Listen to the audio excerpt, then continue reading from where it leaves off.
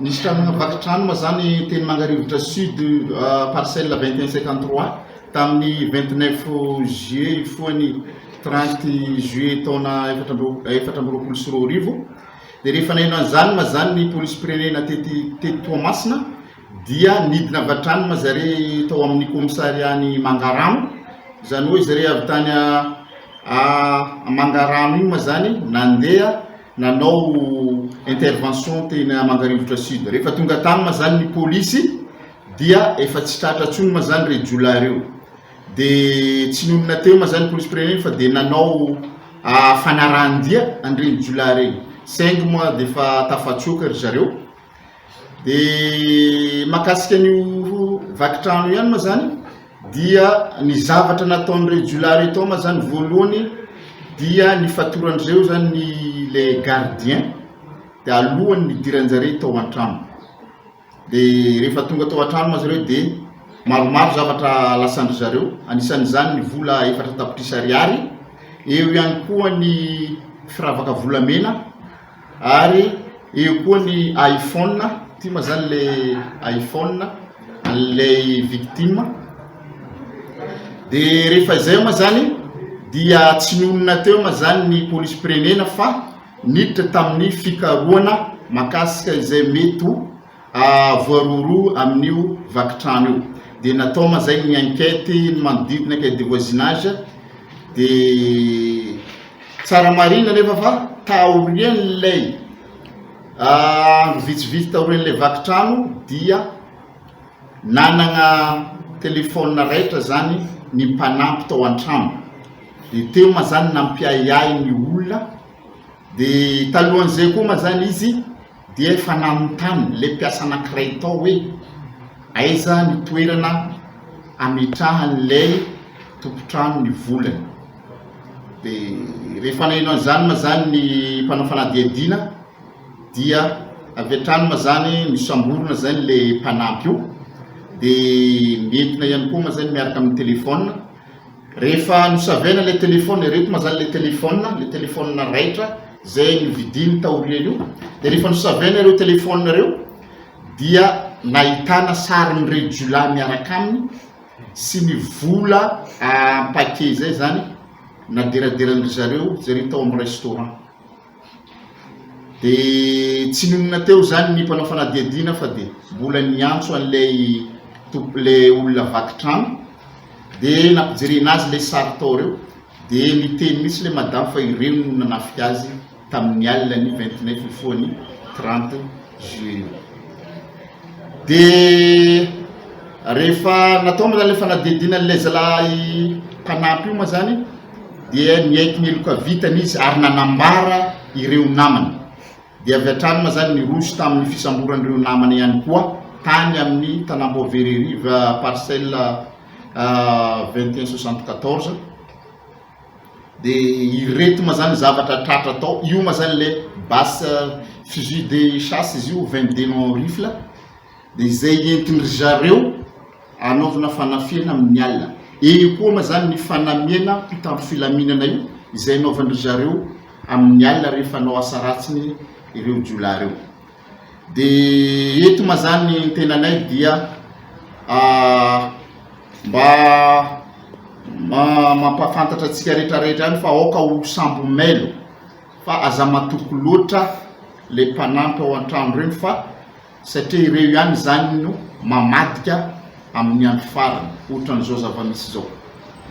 Dia atolotra ny fitsarana ma ty raha ty ary mbola nangatahanay délégation judiciaire afahana mikaroka andreo le namany mbola tsy tratra ireo satria mbola misy olona anakiroma zany mbola kahona amin'izao toedra raha zao.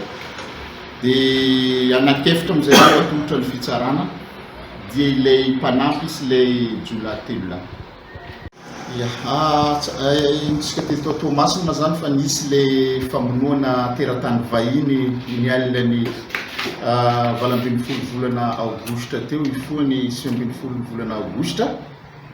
Dia rehefa naino an'io ma zay zany dia nidina tena toerana fa efa tsy tratra zany le olona namono ka tsy nonona teo ma zay fa dia natao ny fikarohana tao amin'ny police judiciaire dia zay efa atao ireo le fanadihadiana natao zay mazagny nafantarina fa misy atao hoe elima zany anisan'ny tompon'antoka tamin'ilay famonoana an'ilay teratany vahiny.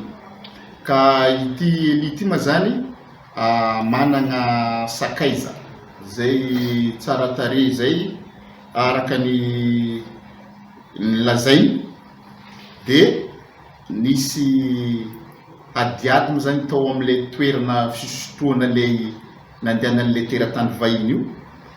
Ankoatran'izay moa zany misy amin'ilay teny baiko hoe manao proxénétisme koa moa zany ty elity amin'ilay sakaizany ka teo zany nisy zany le tsy fagnarahan-fikazoanjareo tamin'ilay teratany vahiny dia teo zany nitarika an'ilay famonoana an'ilay vazaha zany.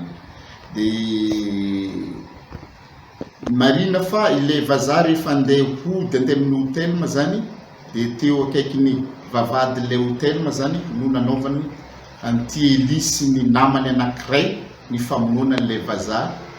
Dia amin'izao fotoana zao ma zany nosamborona ilay Eli ma zany efa voasambotra, nosamborona ihany koa natao fanadihadiana ihany koa ilay gardien an'ilay hôtely anankiray, le gardien anankiroa izy io, zany hoe nilaza fa tsy nahita ny famonoana teo adevan'ny hôtely zay iambenany, zany hoe 35 mètres miala an'ilay hôtely ma zany no nisian'ilay fifamonoana io. Ka dia atolotra ny fitsarana ny raharaha marina fa mbola misy olona anankiray ma zany anisan'ny tompon'antoka ihany koa mbola tsy tratra fa ilay anankiray ity ma zany efa voasambotra dia atolotra ny fitsarana androany. Dia mariko etoana koa fa io Eli io ma zany miasa amina service anankiray izy io izay tsy tokony ivoaka tamin'ny alinany 18 fa izy ma zany nangaladia dia tao amin'ny bara io ma zany zareo ny revreve zay nisy fandirina tamin'ilay vazaha io. Ka dia atolotra ny fitsarana ny raharaha ary mangataka ihany koa zay délégation judiciaire amin'ny fitsarana mba ahafahana manohy ny fanadihadiana sy fisamborana izay olona karoana io, satria manafina an'ilay zavamisy zany, manafina an'ilay zavamisy ary tsy mitoroka teo anatrehan'ny mpitandro filaminana io madama io. Voazonay ma zany ity Eli ity ma zany efa matetika mpanao herisetra ary efa nisan'ny namon'olona ihany koa izy tany amin'ny taona 2022 tany ary efa nidoboka koa izy tamin'izay raharaha zay. Io koa ma zany nampidoboka azy ihany koa noho ny fanimbana fananan'olona. Dia zao ihany koa ma izy nanao n'ilay asa ratsiny. Ka dia aoka ny fitsarana ma zany hitsarana zay zavatra zay.